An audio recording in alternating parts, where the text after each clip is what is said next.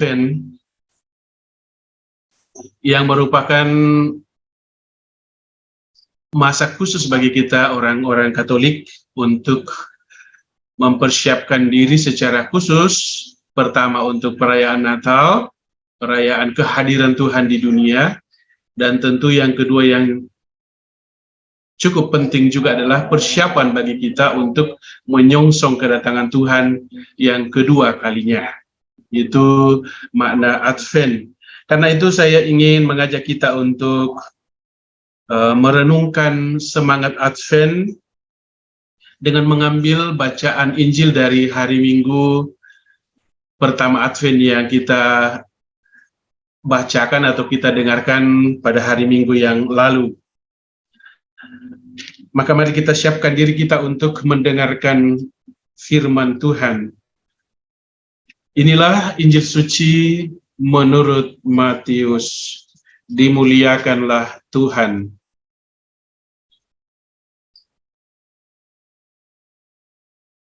Injil Matius pasal 24 ayat 37 sampai 44. Sebab sebagaimana halnya pada zaman Nuh, demikian pula halnya kelak pada kedatangan Anak Manusia.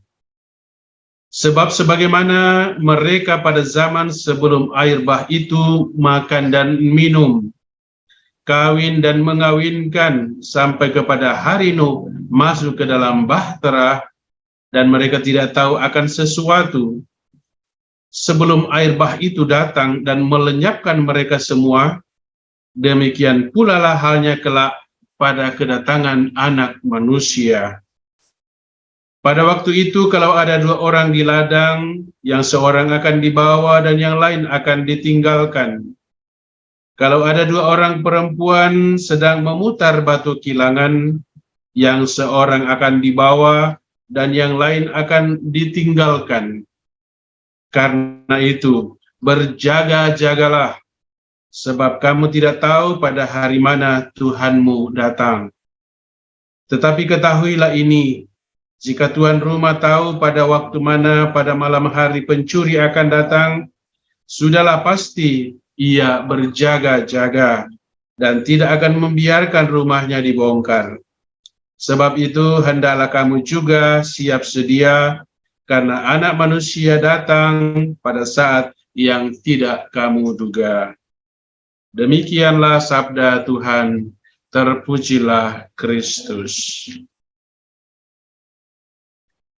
Saudara-saudariku yang diberkati Tuhan, bacaan Injil yang baru saja saya bacakan dan kita dengarkan bersama memberikan gambaran dan sekaligus peringatan kepada kita akan kedatangan Anak Manusia, atau yang kita sering kenal juga dengan istilah akhir zaman, yang datangnya tidak terduga atau tidak diketahui waktunya. Digambarkan seperti datangnya pencuri yang tidak ditahu. Bahkan Yesus sendiri mengatakan bahwa tak seorang pun tahu. Yesus sebagai anak tidak tahu, hanya Bapa saja yang tahu. Rahasia ilahi. Penggambaran seperti itu tentu menimbulkan berbagai reaksi di dalam batin kita atau di dalam pikiran kita. Mungkin sejumlah orang akan mengalami atau merasakan ketakutan ketika mendengarkan firman ini. Atau ada juga yang merasa biasa-biasa saja. Dan mungkin ada yang sungguh-sungguh serius bereaksi, lalu mempersiapkan diri dengan sungguh-sungguh. Lalu apa makna dari pewartaan seperti ini? Kalau kita membaca kitab Daniel, itu jauh lebih mengerikan lagi penggambaran tentang akhir zaman itu. Banyak peristiwa alam atau tanda-tanda alam terjadi begitu mengerikan. Mungkin sebagian besar orang yang mendengarkan penggambaran yang diceritakan oleh kitab Daniel akan merasakan ketakutan. Siapa yang tidak takut menghadapi peristiwa yang penuh kehancuran? Siapa yang tahan memandang kebinasaan? Lalu untuk apa gambaran seperti itu diwartakan, diceritakan? Saudara-saudariku terkasih, bila kita berpikir secara sederhana dan sangat manusiawi, tentu warta seperti ini amat mengerikan, menakutkan. Karena yang diceritakan adalah kehancuran dunia, termasuk berakhirnya kehidupan manusia. Dan ini tentu warta yang tidak begitu saja mudah dicerna, bahkan kalau berpikir sepintas saja justru akan menimbulkan rasa takut. Namun saya ingin membawa kita kepada sebuah permenungan gereja, kita sebagai anggota gereja yang setiap kali merayakan Ekaristi, itu justru menyatakan bahwa kita merindukan datangnya anak manusia. Ya toh, di dalam anamnesis kalau kita merayakan Ekaristi, itu ada kata-kata seperti ini. Wafat Kristus kita maklumkan, kebangkitannya kita muliakan, kedatangannya kita rindukan. Nah, kalau kita kembali kepada gambaran tadi, kedatangan Tuhan itu yang secara manusiawi akan mengakhiri segala sesuatu. Nah, kalau kita menyatakan iman gereja, mungkin banyak di antara anggota gereja orang Katolik yang ketika menyanyikan anamnesis itu menjadi tidak sadar, ya, bahwa ketika menyanyikan anamnesis itu menyatakan merindukan kedatangan Tuhan. Dan kedatangan Tuhan itu yang mana? Itu berarti persatuan dengan Tuhan.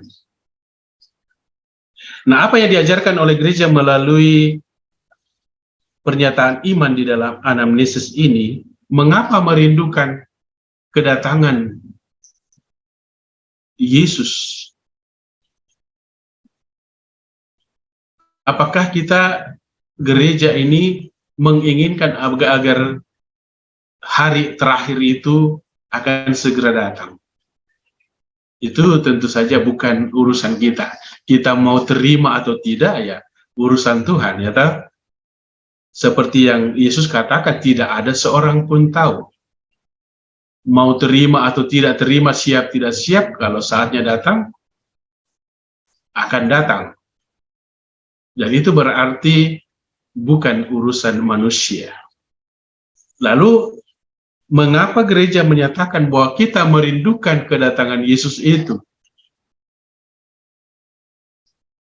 Karena bagi kita, kedatangan Yesus, seperti dikatakan dalam Injil Yohanes, adalah untuk menjemput orang-orang yang percaya untuk bersatu dengan Tuhan di dalam kerajaan Tuhan. Ini kerinduan kita, bersatu dengan Tuhan, selalu ada bersama Tuhan, tetapi jangan menunggu saat mati, ya, itu terlalu persatuan dengan Tuhan sudah kita perjuangkan, sudah kita upayakan sejak kita masih hidup di dunia, ya kan?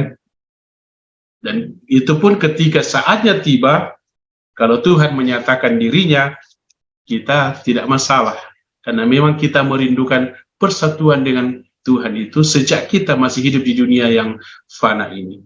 Dan ketika Tuhan datang, kita mengalami persatuan dengannya secara kekal. Itulah kerinduan gereja. Nah, saudara-saudaraku yang terkasih, lalu apa yang dapat kita petik dari pewartaan tentang datangnya